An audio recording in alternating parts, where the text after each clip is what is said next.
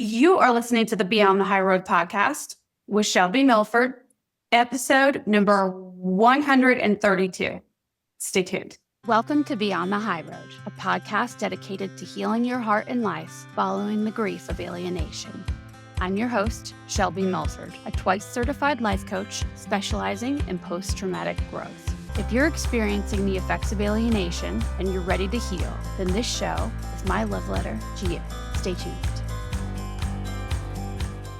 Hey y'all, what's happening? I'm going to be standing and sitting today. So if you're watching, you'll see.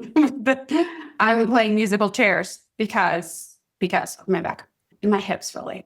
But anyway, so today I want to talk with you guys about feeling like you're not enough. Maybe not all the time or full the way through, and I'll explain here in a second, but comparing yourself out or just feeling unsure of any of the roles that you play in life, really, but especially, of course, since this is the podcast about alienation, then especially, of course, with your children. So this came up for me because, and I spoke about this in the Facebook group, I think on Friday, a few months back, maybe back in the fall, I found out where my daughter was going to school because I went and stalked her on Instagram. I don't do it very often. I do it, every 9 or 10 months or so. I don't go visit her social media because, as I've shared with you guys before, I don't love where my mind goes when I go and look. And I think that sometimes like that emotional part of our brain will get addicted to going and checking and seeing how they're doing and what they're doing based off of what they're posting. And as we all know, it's not always really a true depiction of how they're doing. It used to fuck with me, basically. And so I stopped doing it a long time ago. I never really, anyway, because she is getting ready to turn 18. She's getting ready to graduate high school. A lot of big things are happening for her in this next couple months. It's found my mind. I've been low-key avoiding going. It's been just one of those things that keeps popping up like, hey, you should go check her social media and see what's going on with her. And then I put it away and don't. And I was trying to figure out the other day, like, why am I doing that? And I think that the answer I've landed on today is, besides everything that I just kind of shared with you as far as why I don't really like it in general, I think the real reason why I haven't been going is because I'm telling myself, not that I can't deal with it, but I think it's basically, if I'm going to put it in a nutshell, I've been avoiding facing me, right? As with everything. I've been avoiding the reality check, if you will, of what I will find there or what I was going to find there. Not that I was expecting anything bad to be there, for her on her pages at all, but more what my mind was going to do with it. And then, of course, I did go check. Today, weirdly enough, my mom called this week and asked me, hey, what's going on with Scarlett? And I was like, I have no idea. As normal. But it just gave me one more push to go and check in. Also, too, I had, all these Facebook memories pop up on my Easter Facebook memories pop up on my phone today. So I saw those first. And then I was like, okay, Shelby, it's really time to just go look and see. So I did. And what came up for me, I'm of course super happy for her, but my fear and the reason why I think I haven't checked, there's a fear there that now, like after all this time where I knew and I've just sort of accepted that I wasn't going to see her since her dad shut down the visits 3 years ago and shut down the Zoom visits 2 years ago, I just set an expectation in my head that I was not going to be seeing her. And that was because she was over at her dad's house, right? And it's not allowed. But now that we're coming up on the cusp of a different era for her, where she will be off on her own, now I do know that it's complex, right? There's a lot of variables that come into play for her and her mind and how she's thinking about her situation, herself, her dad, her stepmom, and then, of course, me. There's so much that plays into that. But me, I think I was telling myself that I didn't want to face it if she didn't want to see me. And even more that, because I'm not expecting my phone to start ringing or anything like that on her 18th birthday or even when she goes to school. But even more, the emotional part of my brain or something back in my subconscious is offering that I'm not going to be enough, that I'm not going to be able to offer her what she is used to. Is if it ever does come up, if she ever does reach out, that I'm not going to have the creature comforts that I once provided her and what she's been used to for all this time, right? She has grown up privileged,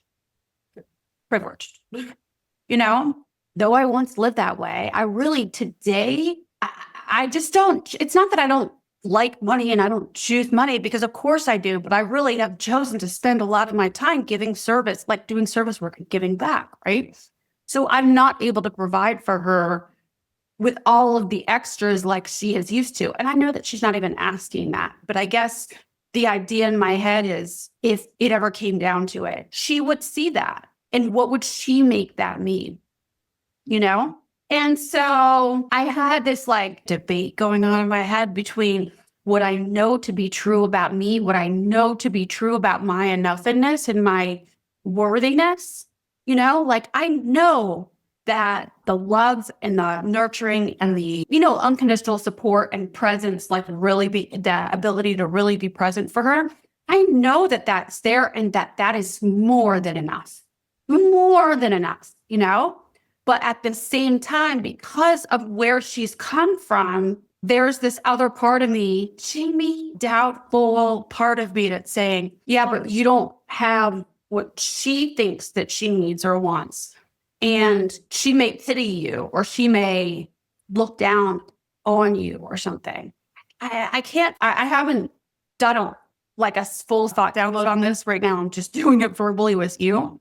And like I said, most of me believes what I just told you, right? I know I'm more than enough.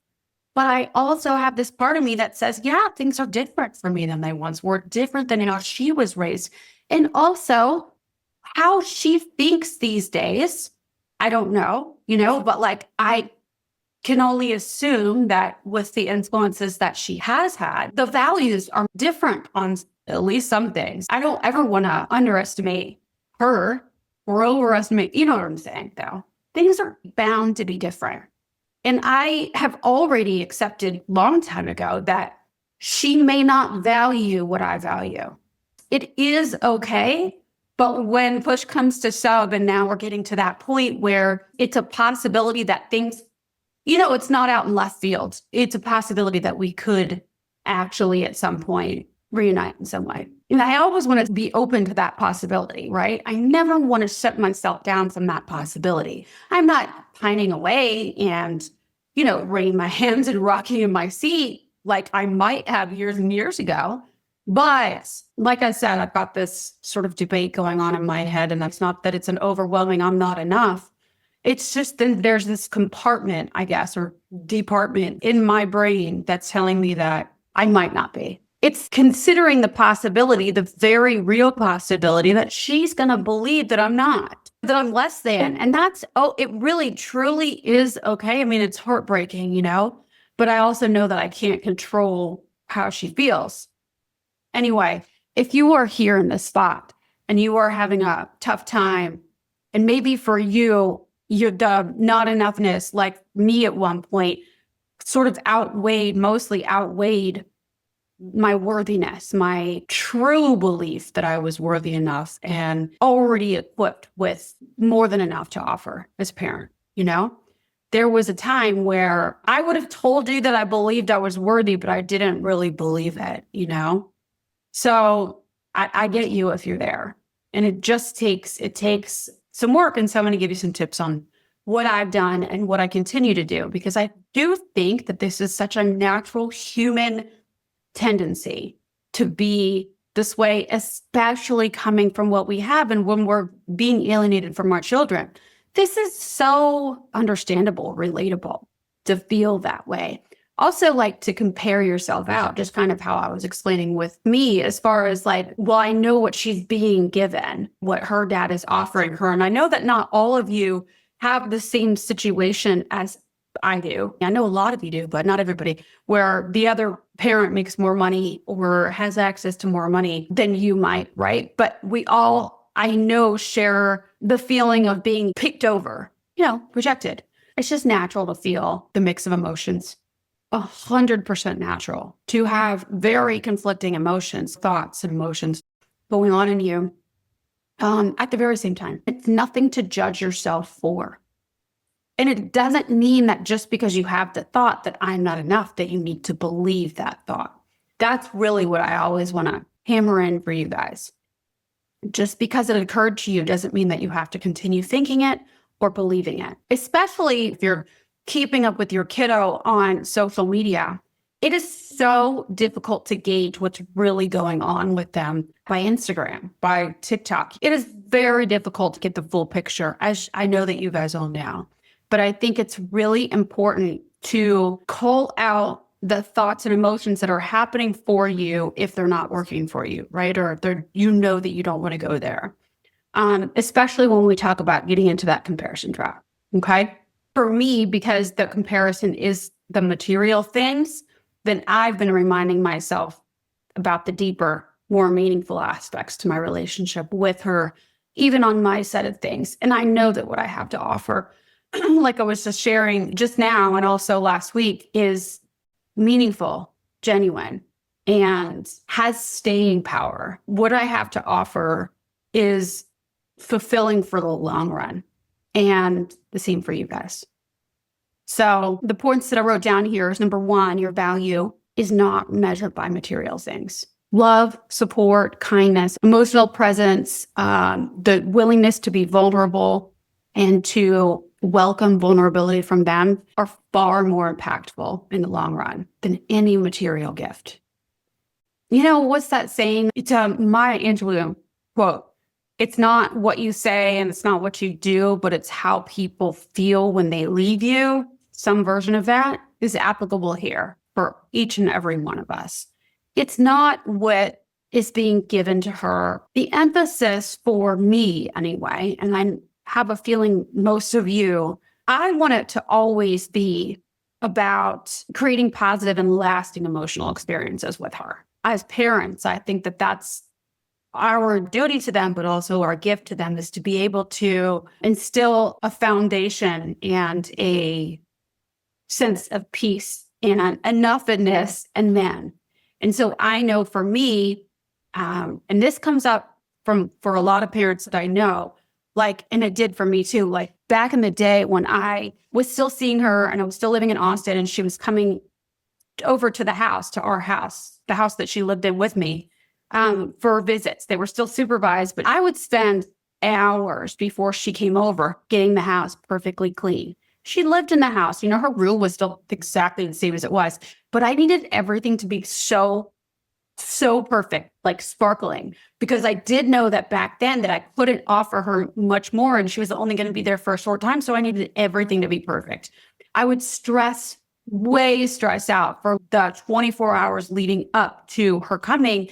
And then when she finally got there, I could exhale, but I was still, while she was there, I know I'm looking back on edge, because I wanted to make everything perfect for her. And that was coming from, unworthiness and feeling like I didn't have what it took to mother her properly.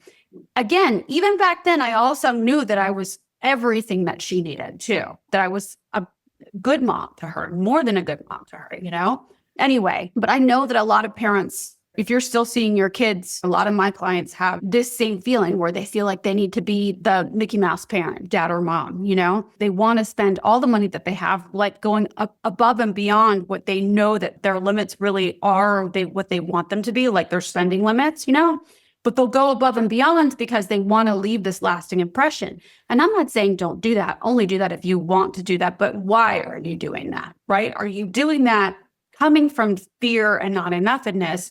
Or are you doing that coming from all the love in the world and you have the money that you're getting ready to spend? Do you know what I'm saying?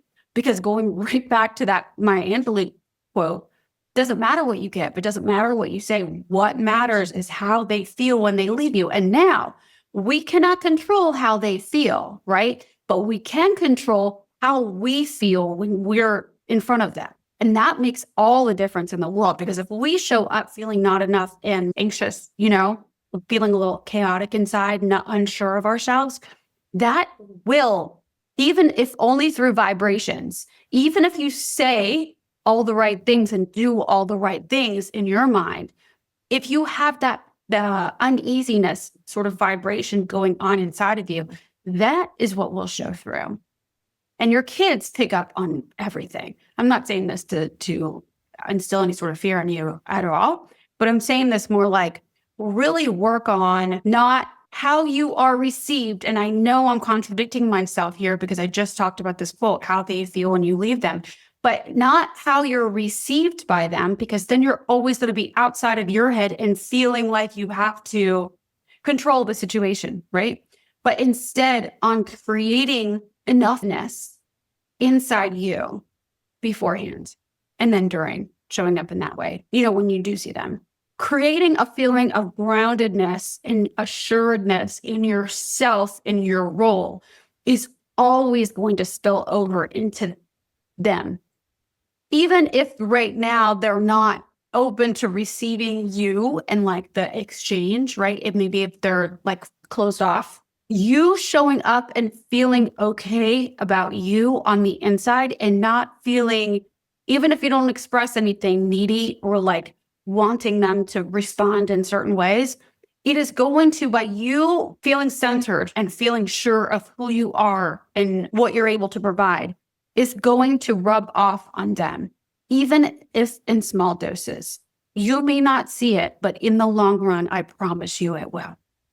So just know that, I'm like, while I'm telling you all this, I'm thinking about back in the day when then after she was coming to the house and they put the ixnay on coming over to the house, which didn't make sense. We started meeting at a public place. We would go to the Galleria in Austin and Bee Cave. And so we would walk around the Galleria for, a few hours every time we met, which got really old after 2 years of doing that. But every time I showed up, I tried to anyway. And towards the end, I got really good at doing it. But in the beginning, I'm sure I had some issues because I still wasn't fully doing this work. But I really tried to be at ease with who I was and who she was and the situation. Even though I didn't want to accept the situation as it was, I also didn't want to spend the whole time I was with her thinking about and comparing myself to how she has it when she's with them, how she's receiving me while we're together. What is she thinking about me? Am I doing it wrong? Am I blah, blah, blah? Because all that chatter will get louder and louder and louder the more that you listen to it. You know what I'm saying? If you're telling yourself you're not enough and then you go and you meet with them, wherever it is that's happening, if they're not responding to you in the right way, or they take a couple extra seconds to respond to a question that you asked or whatever, the entire time you're going to be up in your head trying to figure out how to get back in the right place with them again. And so it's going to feel very neurotic and needy and extra. And so if you just become sure of who you are to them, even when they don't realize it, you're able to be more present for them. So your value is not measured by material things, like I just said, right? The love and support, kindness, emotional presence are far more impactful. Your kiddo will eventually, just like my kiddo will too, and I just have to remind myself of this, will eventually come to understand that what you have to offer, what I have to offer, is more than enough, more than adequate. It just may be a time game. You may be playing the long game. Chances are with my daughter, she's not going to think it's enough. And that's okay, so long as I keep reminding myself that I know it is enough. So focus on what you can control, which is what I just kind of went over, like when I was talking about meeting her at the Galleria. I could have been thinking about all the things that I couldn't control, and the fact that the situation was what it was, and that she might be thinking about me this way, and they're thinking about me, the alienating parent and stepmom are thinking about me in another way, and they're doing this to fuck with me and all the things. And then I can feel completely like sideswiped, and slighted in every area, and coming from a disadvantage. And if I'm thinking that I'm coming from a disadvantage when it comes to mothering my own daughter, I'm always going to feel out of control, always going to feel out of control. because I'm coming from a disadvantage. Why? Because they took it from me. Well, I'm constantly thinking that they have taken it from me. Then the only way that I'm going to be able to gain it back is by them giving it back. And that's not going to happen. So I have to realize that I have so much more in my control than I'm actually acknowledging, you know? Okay. So reframe your thinking too, and really, really lean into what makes you special as a parent, as a mother or father, as a woman or man. What makes you special? Begin to love that in yourself. This is so important. And I know I've talked about it with you guys on more than one occasion. The whole idea of developing self-love is so ambiguous and so vague. You know, it just seems like, what do you mean love yourself? How are you supposed to love yourself? It's by acknowledging and, like I just said, leaning into all of the good, the bad, the middle of the road, every part of you, learning how to harness all the good qualities that you have.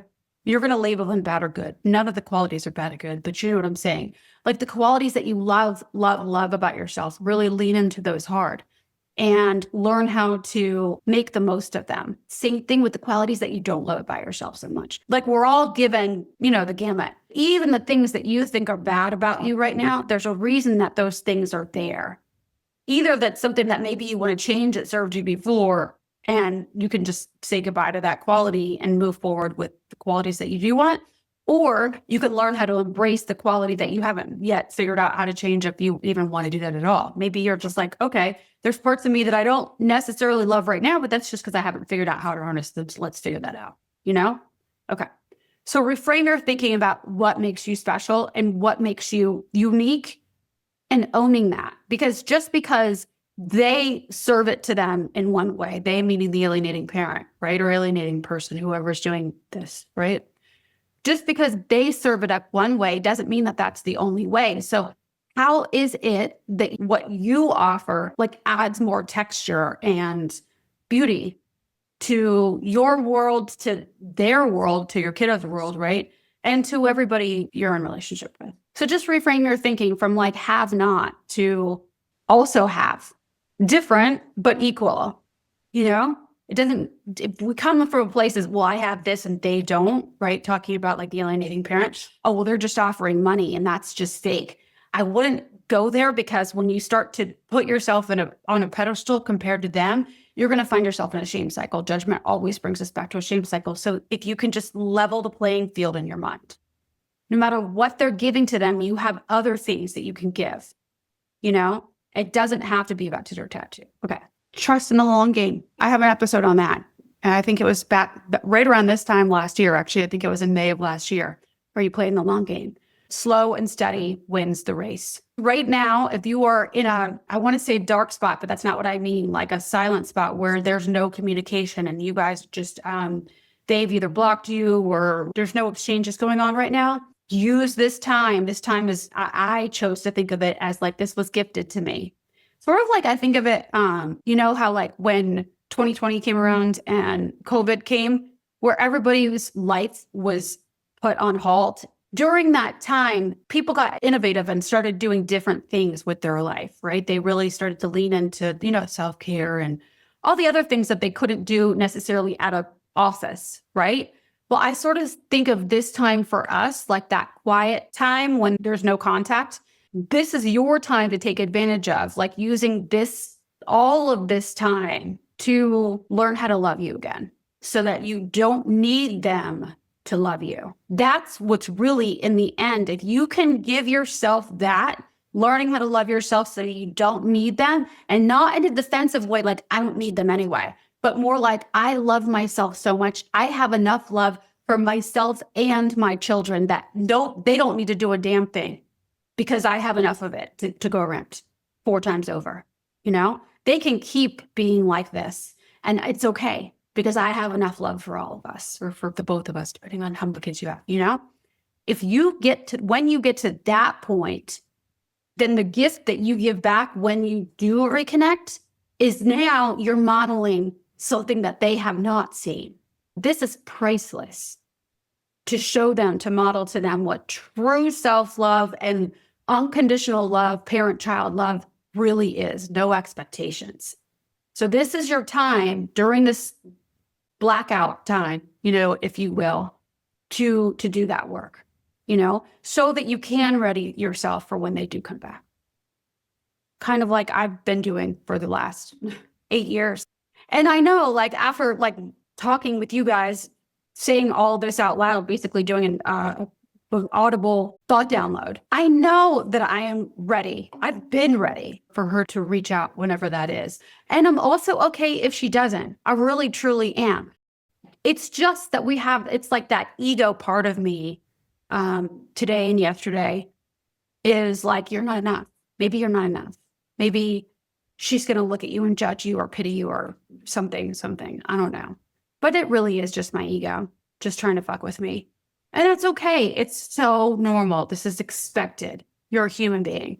You're going to have these conflicting emotions like that, but you are enough. You are perfect. There's no mistake that you are your child or children's parent, right? And they are your children. It is this way for a reason. You were supposed to give them exactly who you are. Gift them with exactly who you are for their world, for their life, for their best interests moving forward, whenever that is. And it may be also that it was just always going to, like, I believe, as you guys know, it was always going to happen this way, that there was going to be this blackout period, if you will, this time when we weren't doing these exchanges. That's okay, because when we do end up resuming our communication, I'm going to be that much more available for her.